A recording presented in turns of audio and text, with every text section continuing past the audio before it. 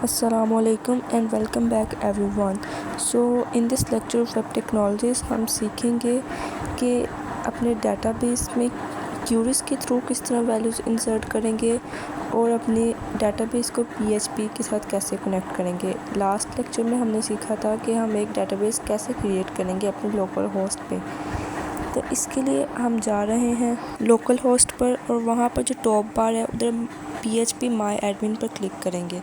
तो हमने जो अपनी डेटाबेस क्रिएट की थी स्टूडेंट्स के नाम पर वो हमें शो हो रही है अपने लेफ़्ट साइड पर, उसे क्लिक करेंगे और इधर हमारे पास शो हो रहा है क्रिएट न्यू टेबल।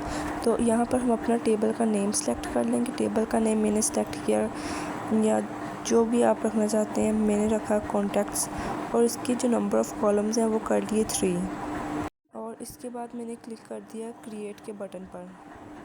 हमारा एक टेबल क्रिएट हो जाएगा। तो जो हमने 3 कॉलम्स सेलेक्ट किए थे अब हमें उनके नेम रखने पड़ेंगे और साथ साथ उनकी टाइप, उनकी लेंथ और हम क्या चाहते हैं जो बाकी कंडीशंस हैं वो लगा सकते हैं।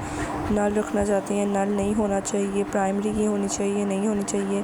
मैंने अपने फर्स्ट कॉलम का नाम ID रखा। तो जो मेरा ID का कॉलम था उसे मैंने डिसाइड किया कि वो एक प्राइमरी की के तौर पर एक्ट करेगी और ऑटो इंक्रीमेंट होगा इसमें। तो ऑटो इंक्रीमेंट में हम जब थोड़ा सा राइट तरफ मूव करेंगे हमें नल इंडेक्स के साथ AI कमेंट शो हो रहा होगा, हम उसे टिक कर देंगे। दूसरे कॉलम का नाम नेम रखा और तीसरे कॉलम का नाम मैंने रखा कॉन्टैक्ट। इसके बाद अगर हम अपने टेबल का स्ट्रक्चर देखना चाहते हैं तो जो हमारे पास SQL के साथ सबसे ऊपर है स्ट्रक्चर, उस पर क्लिक करेंगे और हमें हमारे टेबल का स्ट्रक्चर शो हो जाएगा। इसके बाद मैं अब सिंपल एक माई SQL पे क्यूरी लिख रही हूँ, insert into contacts name comma contact, वो एट्रीब्यूट्स जो कि हमने अपने टेबल में कॉलम्स के नेम ऐड किए थे। उसके बाद हम उसमें वैल्यूज़ ऐड करेंगे। वैल्यूज़ का नाम मैंने नेम में खदीजा डाला और कॉन्टैक्ट में आप कोई भी नंबर ऐड कर दें। I just want to show it to you guys कि ये वर्क कैसे करेगा। इसके बाद गो पर क्लिक करेंगे तो एक माइनर सा एरर है ऊपर, जहाँ पे एंड पे एक ब्रैकेट नहीं लगाया और ऊपर दोबारा एरर आएगा और एक कॉमा नहीं लगाया था। इसको दोबारा रन करेंगे तो होप सो सक्सेसफुली रन हो जाएगा। तो देखें ये हमें शो हो रहा है इंसर्ट इनटू कॉन्टैक्ट्स। हम कॉन्टैक्ट का टेबल क्लिक करेंगे और फिर हमें डाटा शो हो रहा होगा ID = 1, नेम खदीजा और कॉन्टैक्ट। फिर दोबारा SQL पर जाएंगे और दोबारा से मैं आपको दूसरी वैल्यू शो करके दिखाऊंगी कि हम दूसरी रो किस तरह ऐड करेंगे। फिर मैंने लिखा इंसर्ट इनटू कॉन्टैक्ट्स नेम, किस में हम इंसर्ट करना चाहते हैं, नेम के कॉलम में और कॉन्टैक्ट के कॉलम में। क्योंकि ID ऑटो इंक्रीमेंट है वो खुद ब खुद इंक्रीज़ होगी, उसमें कोई वैल्यू लिखने की ज़रूरत नहीं है।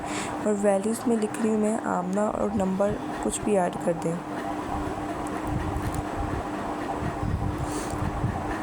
इसके बाद जब गो पर सिलेक्ट करेंगे तो हमें शो हो रहा होगा इंसर्ट इनटू कॉन्टैक्ट्स। फिर कॉन्टैक्ट के टेबल पर जाएंगे और हमें शो हो जाएगा कि हमारा दूसरी रो भी ऐड हो चुकी है। पहला काम तो हमने कर लिया कि सिंपली डायरेक्टली SQL की क्यूरीज लिखने से हम अपना डाटा किस तरह इंसर्ट करेंगे। इसके बाद अब हम PHP को कनेक्ट करेंगे अपने डाटाबेस के साथ, ठीक है। अब इधर एक सिंपल मैंने फॉर्म बनाया है, ठीक है।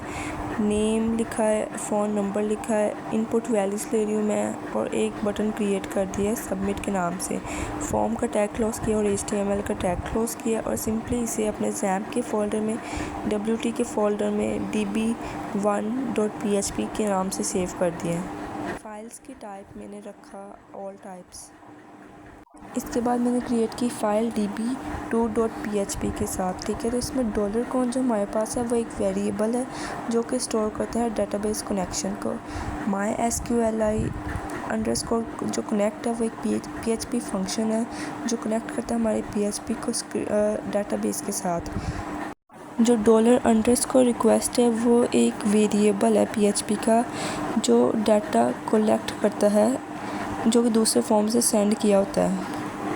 अब यहाँ पर रिक्वेस्ट के थ्रू हमारे पास नेम आ रहा है जो कि हमने db1 फाइल पर इनपुट ली थी और मोबाइल आ रहा है जो कि हमने db1 फाइल पर इनपुट लिया था। और अब हम जिस तरह अपनी एसक्यूएल की क्यूरी को स्टोर करवाना चाहते हैं, इसलिए हमने यूज़ किया है $Q और इंसर्ट इनटू कॉन्टैक्ट्स हमारे टेबल का नाम है, कॉन्टैक्ट्स और नेम कॉन्टैक्ट हमारे इसमें एट्रीब्यूट्स आ गए। ये हमारे माई एसक्यूएल को बताता है कि इन कॉलम्स में ये वैल्यूज़ हमें इंसर्ट करनी है। उसके बाद हम वैल्यूज़ लिखेंगे $name, $mobile और यहाँ पे हमारी एक्चुअल जो डाटा है वो इंसर्ट कर दिया जाएगा।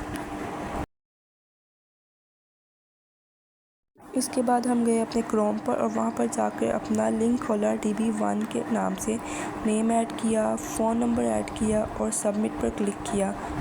तो इसके बाद जब हमने सबमिट पर क्लिक कर दिया तो हमें शो हो रहा है डाटा इंसर्टेड सक्सेसफुली। इसके बाद हम दोबारा अपने लोकल होस्ट पर जाएंगे जो कि हमने PHP माई एडमिन का पेज खोला हुआ था, और जब हम रिफ़्रेश पेज करेंगे तो जो हमने नेम और फ़ोन नंबर ऐड किया था वो हमें लास्ट रो पर शो हो रहा है।